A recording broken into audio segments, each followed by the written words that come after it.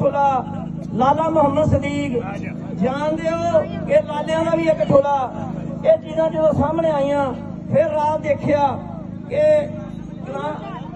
Shah chairman साहब stage पे आ गए जी मैंने कहते कि सिर्फ नाम नहीं असी तस्वीर नहीं बंदे भी नाम खड़े करके हाथ खड़े करके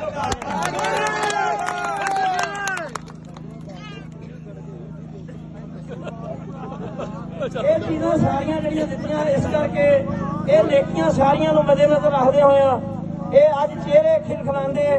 ये दस रहे ने कि डॉक्टर साहब और जिवें कहंदे पंजाबी च कि सुबह दा भुलिया शाम नूं आया भुलिया नहीं हुंदा। ये आपदा ही घर सी अगे भी इत्थे ही सी आपां इहदे नाल सी अज भी आ गए अपने कोल ते आपां इहदे नाल